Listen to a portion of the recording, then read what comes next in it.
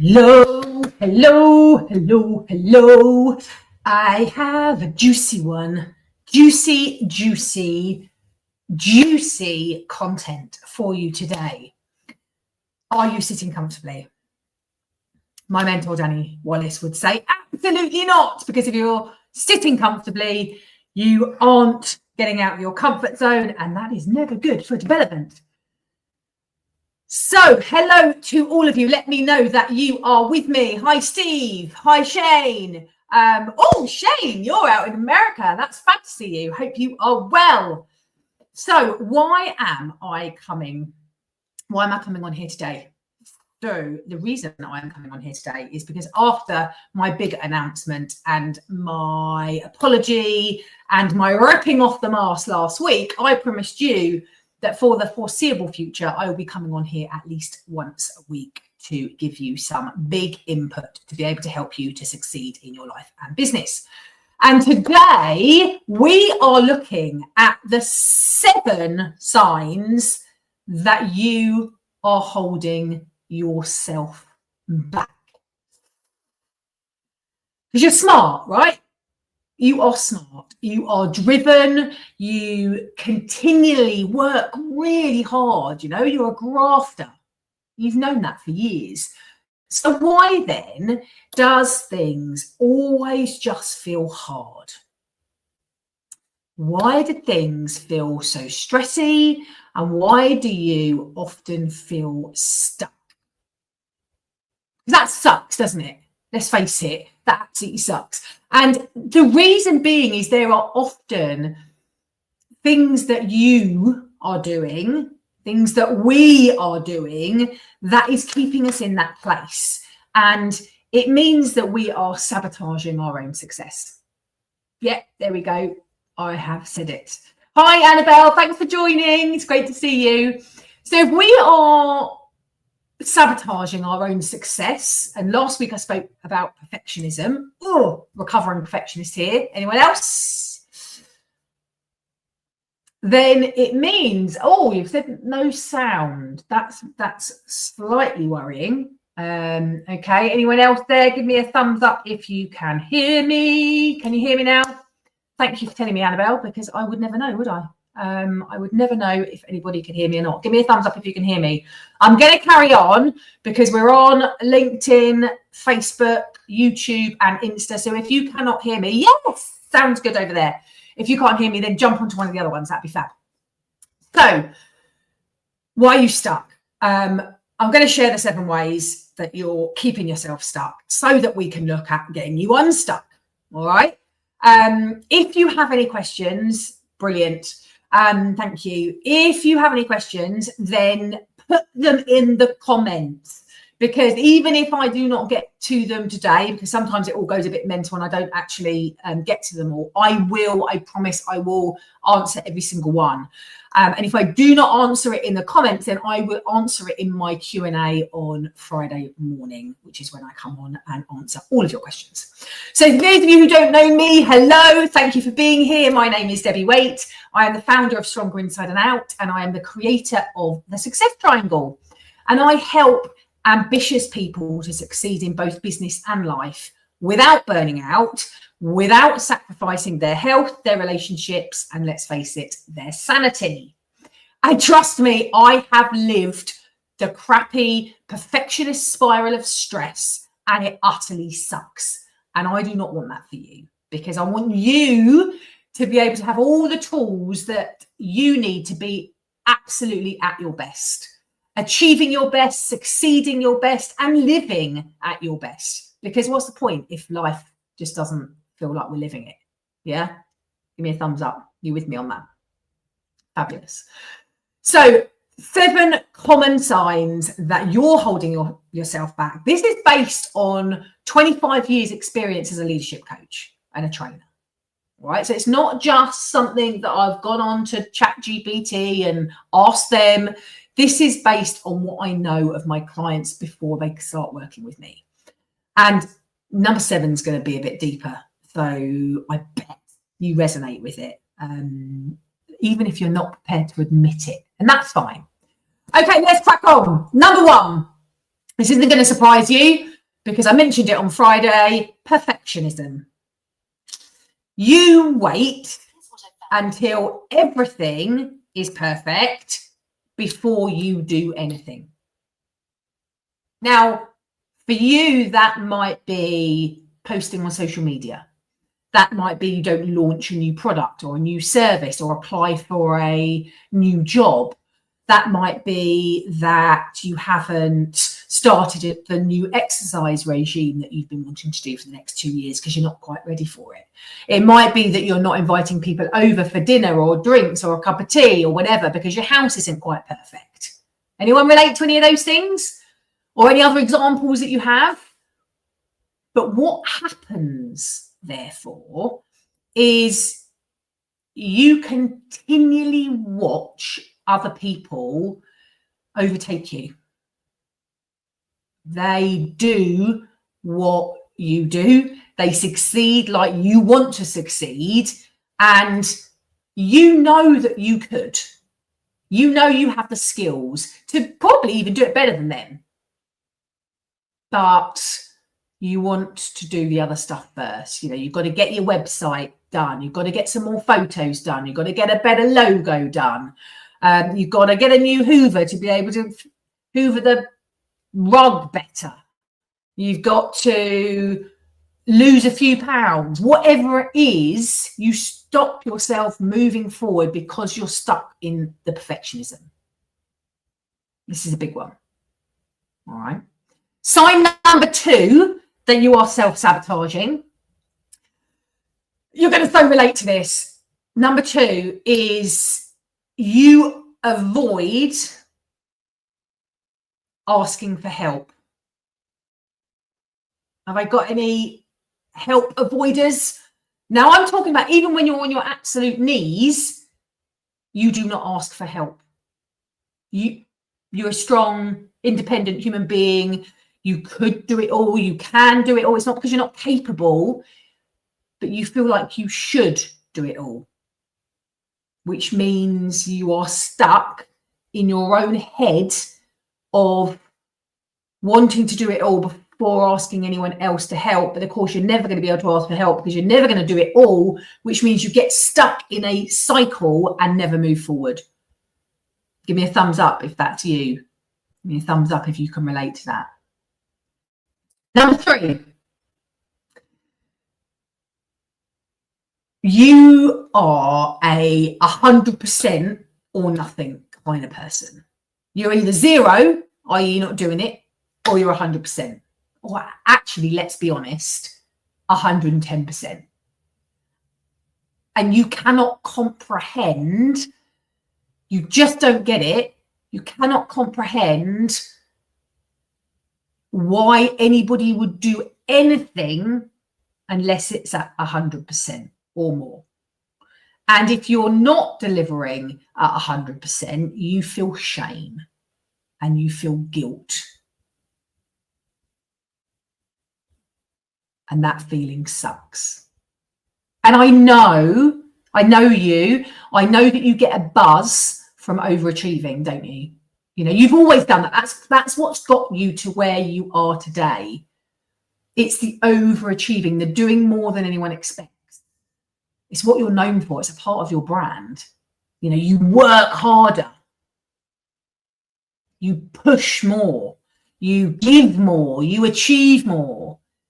However, you simply don't have the time and the energy to do that all the time anymore. Whether that's because you've now got kids, whether that's because you're older, whether that's because your health suffers, whether that's because you're just not as driven to want to do it anymore because you've got other things in your life you want to focus on too and you can't do everything. Which means you haven't got it in you anymore. You haven't got any more hours in the day to give more, and therefore you are exhausting yourself because you keep on trying to give more, but you've got nothing else to give because you're in a stress cycle. You're exhausted. Let me know if you relate to that one. Number 4, you overthink everything. And the reason I'm laughing is not because it's funny, because it's exhausting. Some of this is me, and that's how I know so much about it. You know, even the simple things, outfits, invites, logistics, what washing powder to buy, what golf club to use to do this shot. You go round and round and round trying to make the right decision, aka the perfect decision. And by doing that, your indecision causes you to not do stuff. Your indecision causes you to stagnate, to procrastinate, which means you're not progressing, you're not developing, you're not growing at the rate you want to and the rate you could, because you're just not making the decisions. And most people don't make the decisions because of fear, which is the number one energy drainer of all. Fear that the decision will be wrong, fear of what people might think, fear of the consequence of looking silly, all the external fear stuff, which means we try and keep control of things we can't control anyway.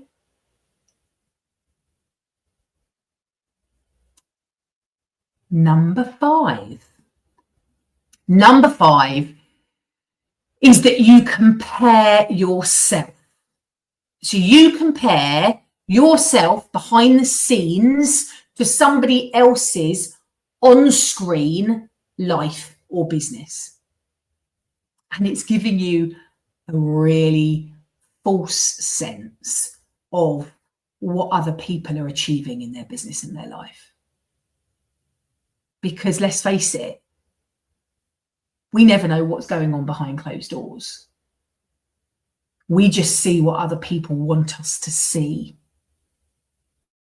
And so comparing yourself to others, or even worse, competing with others, means you are not progressing as much or as quickly as you would like to, or whether you could do.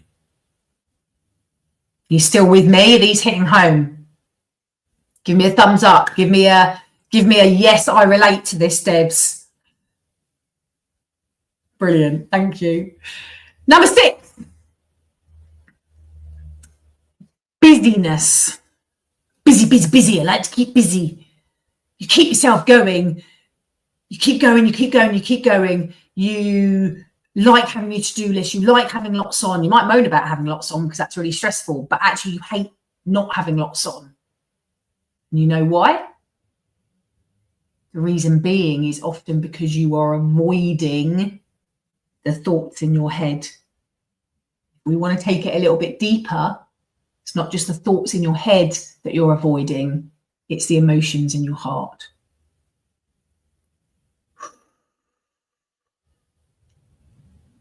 It's the emotions in your heart, because it's much easier to keep going, doing the things, than it is to get a mirror and look at yourself and go, am I happy with me? Do I love me? Do I love the business, the life, the relationships that I have?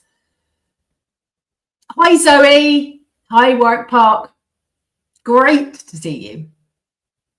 So what we do is we keep busy, which is a form of self-sabotage. And the last one, the 7th way that you're holding yourself back,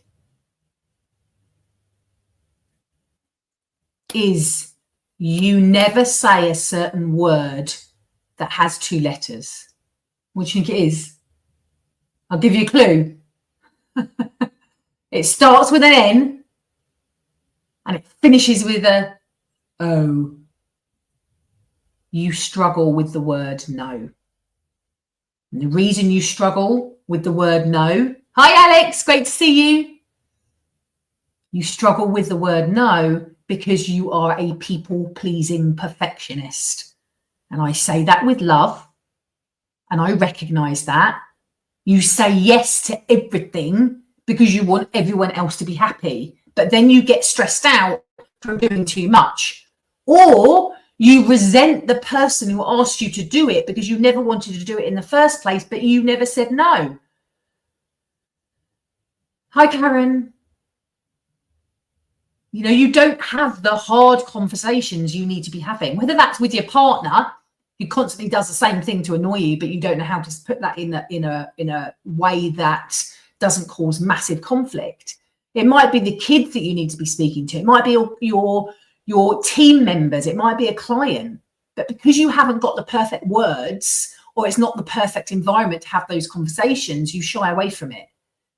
You sweep it under the carpet, which means those conversations never happen. Things carry on as they are. You keep suffering in silence and feel crappy. And let's face it, that's not helping anyone. And it's definitely not helping you. It's not helping you be at your best. It's not helping you to be able to succeed in your business. It's not helping you to succeed in your health or your life. In fact, it's a massive energy drain. And I know it's hard. So they are the 7 ways that self-sabotaging behaviors, particularly around perfectionism, is showing up in your life and in your business right now. Now, I want you to comment which one of those is holding you back the most. And I will do a deep dive on that topic, on the one that is the most relatable out of those 7. So please comment below. But listen, you're not on your own. I know that it can feel like I'm almost attacking you personally when we go live and we do these. But the reason it's so triggering for you is because it's so true. And if it resonates with you, please don't think you're alone. You're not. You're not broken. It is fixable. You're simply exhausted from leading and living in a way that is hurting you. Being aware of this stuff is the first part. Being self-aware is the number 1 priority to master success in both business and life. We need to work on you first. And once you recognize these things, then you can grow as a person, as a parent, as a leader, as a business. And that is one of the reasons my success triangle methodology works so brilliantly, because it gets incredible results, because it starts with you. It's a proven method to help people like you to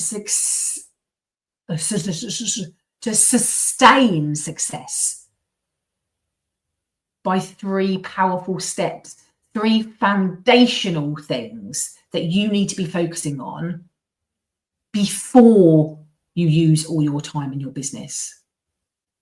So if you want to find out more about that, that's cool. That's not what today's live is all about. If you want to find out more about the success triangle, then come along to my next training.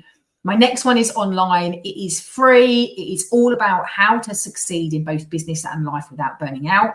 I run them online monthly. I run them face-to-face bi-monthly, but just comment success or send me a DM. Just say success, and I will send you the details. All right. So they are your 7 signs that you are self-sabotaging. Remember to comment below and tell me which one resonates with you the most. Any questions you have, put them in the comments and I will either type an answer or I will answer them in my Q&A session on Friday morning. If you want to know more about that, sign up to my email list and I will send you the details of exactly when, so you can come on and get some free coaching from me. And of course, comment success or DM me success and I will give you the information for my next success triangle training. Thank you so much for being with me today. Apologies for any technical issues you have had. Hope you've enjoyed it. I know you would have got something from it. Please remember, you do not need to be perfect to be powerful. You just need to show up as you, because you are incredible. Okay. See you Friday, if not before. Take care.